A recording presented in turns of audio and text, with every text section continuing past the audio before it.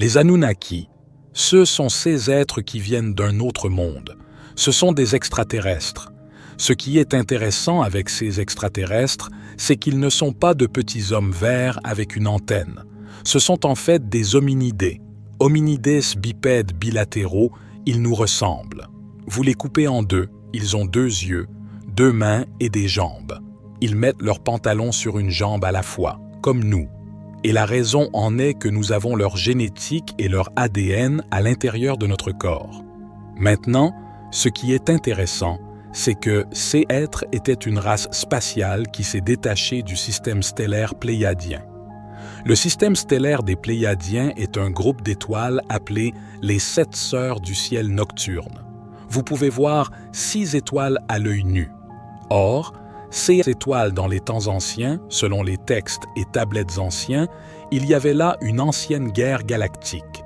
La plupart des informations sur Star Wars proviennent de ce texte.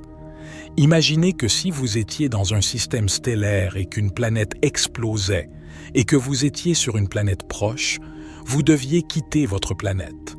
Cela a créé ce qu'on appelle les réfugiés spatiaux. Personne ne parle de ça. Ces textes viennent du Mahabharata, la Bhagavad Gita, les Védas indiens. Il s'agit donc d'anciens textes indiens datant d'il y a 5000 ans. Nous parlons des preuves, des toutes premières preuves de réfugiés spatiaux. Vous voyez donc cela dans ces anciens textes indiens. Laissez-moi voir s'il y a une part de vérité là-dedans, car je vois cela dans plusieurs textes indiens anciens. Les journaux de la terreur en parlent aussi, un ancien texte amérindien également.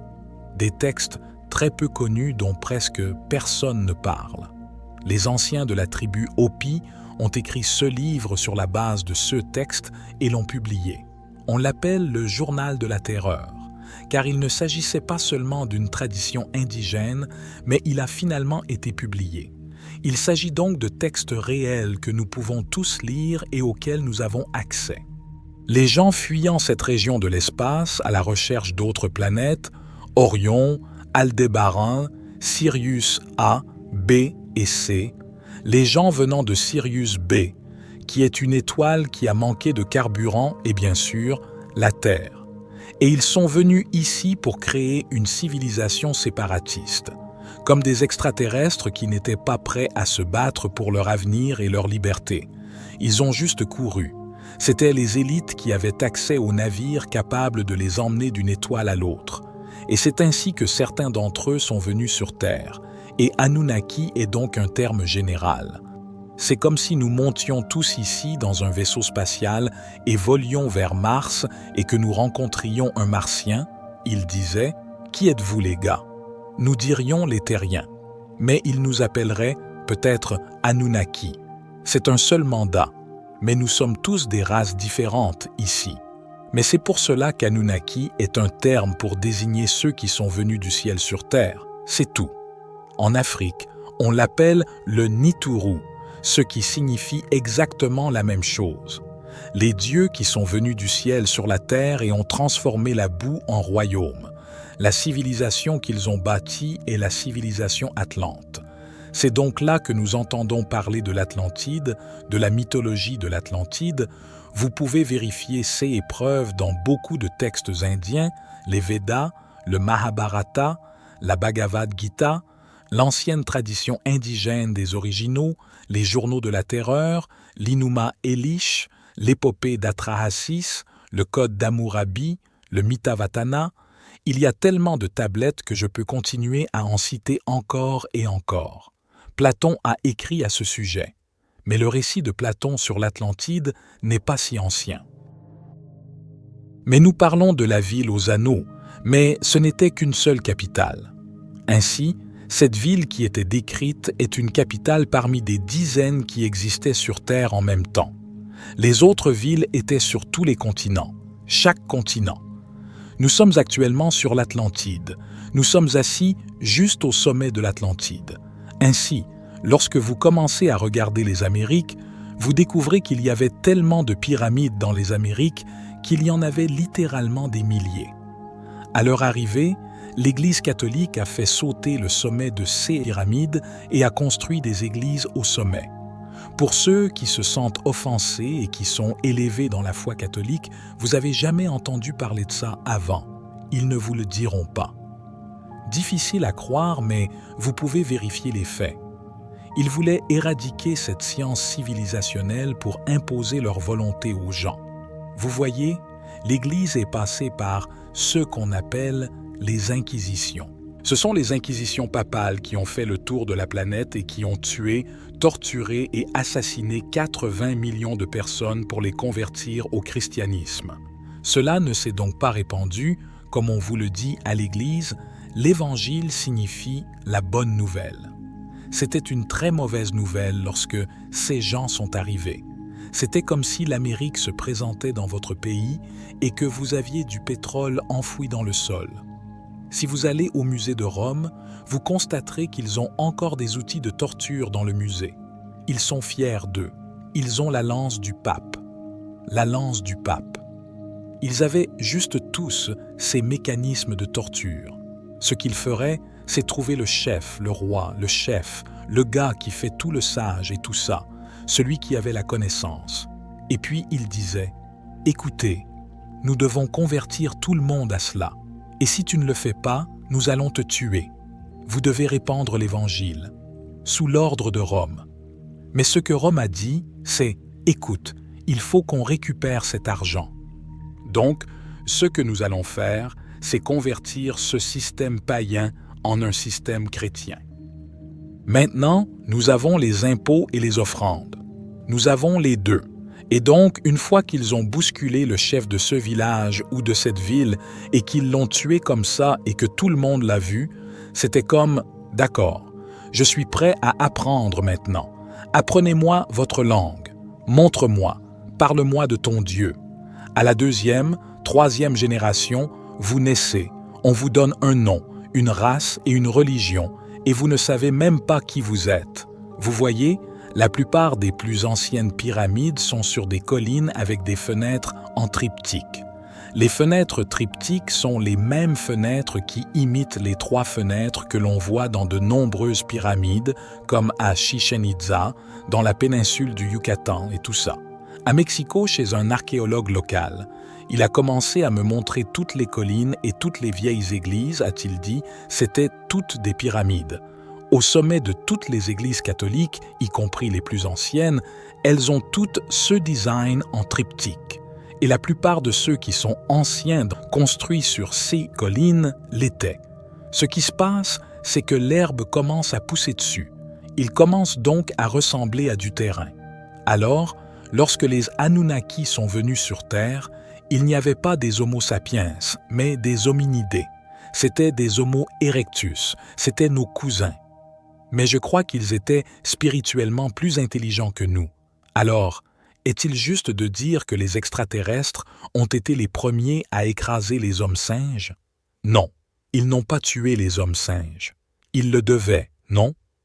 Parce que nous étions ici, ils ne nous appelaient pas des singes, ils nous appelaient des êtres.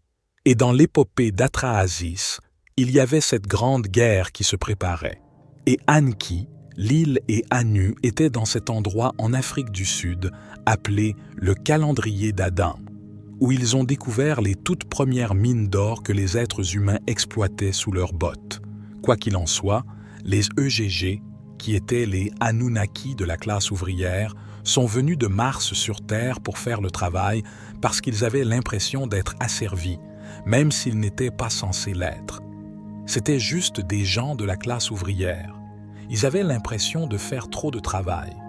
Pendant 250 000 ans, ils ont travaillé.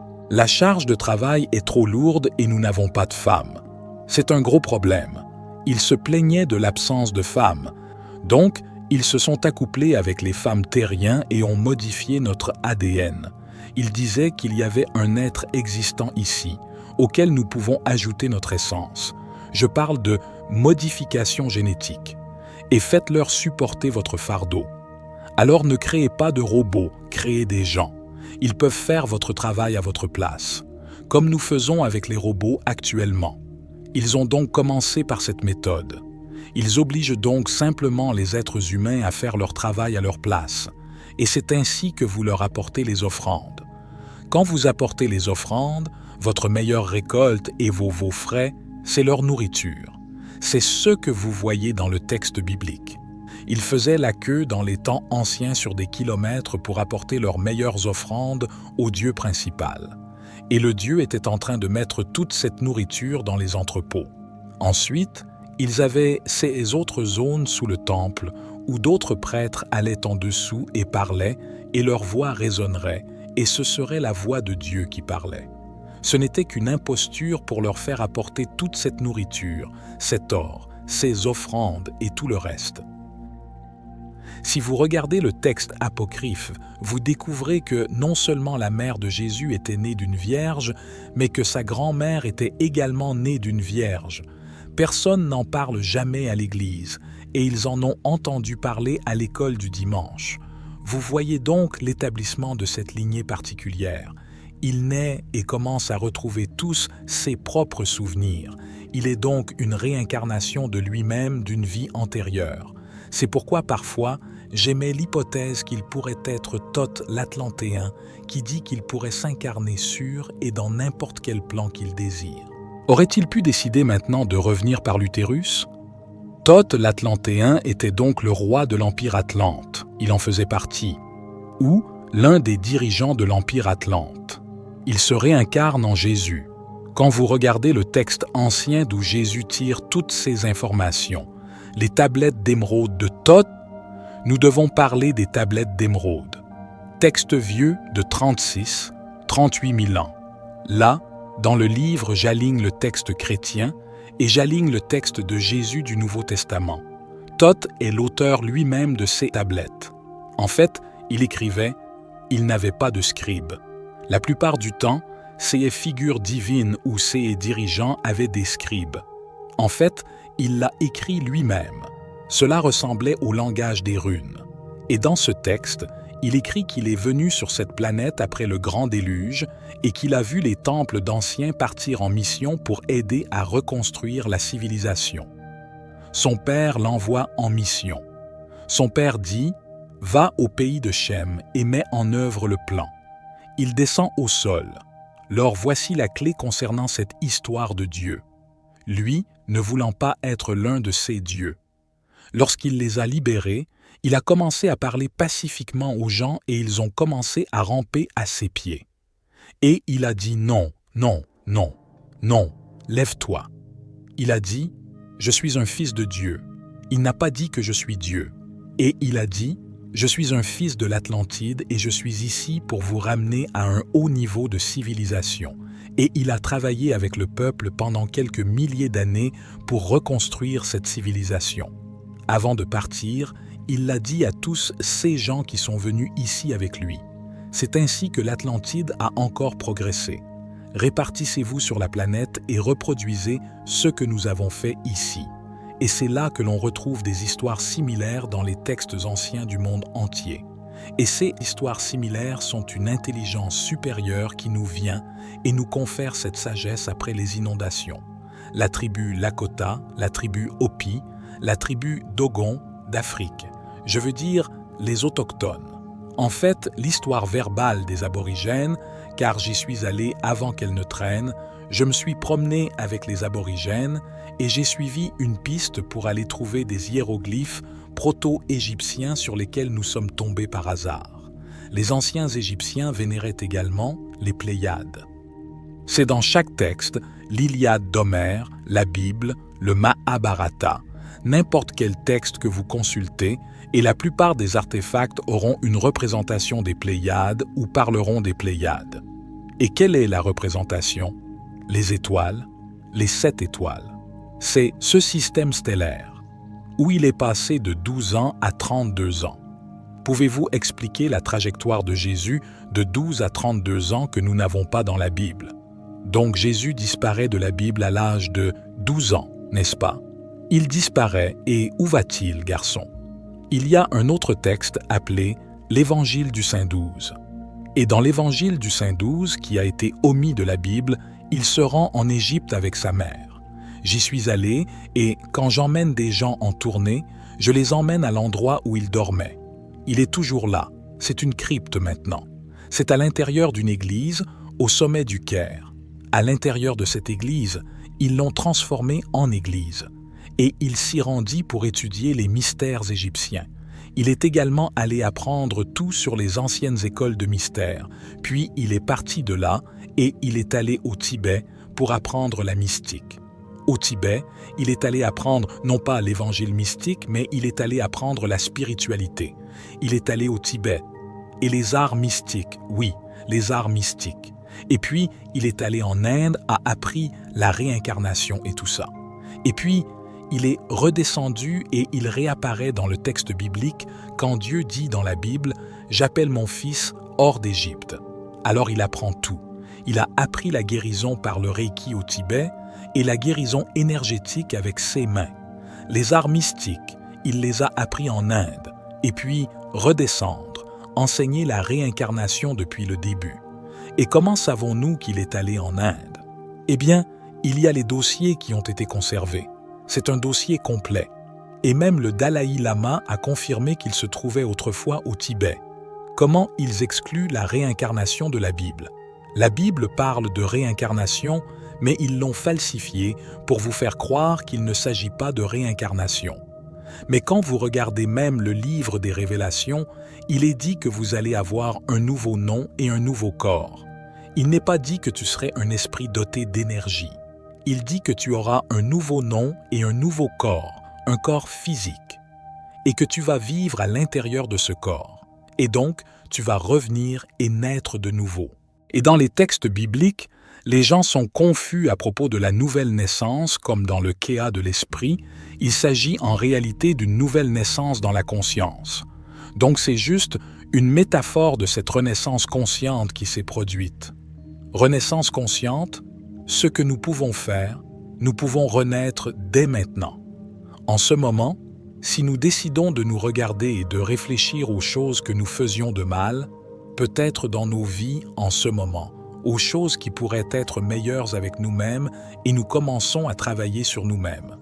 Et nous revenons et nous réunissons à nouveau dans 2 semaines et disons « Sur quoi avons-nous individuellement travaillé en nous-mêmes pour devenir une meilleure personne ?» C'est la renaissance spirituelle. C'est la renaissance. Nous venions tout juste de naître de nouveau dans l'esprit. Et vous pouvez naître de nouveau plusieurs fois au cours d'une même vie. Ces révélations sont celles de Billy Carson, auteur à succès et conférencier renommé. Il est le fondateur de The Forbidden Knowledge, traduit en français Les connaissances perdues, et l'auteur des best-sellers. Il est également un conférencier populaire qui s'exprime sur la spiritualité, la conscience et le développement personnel. C'était David pour la sagesse infinie. Soyez bénis, mes amis.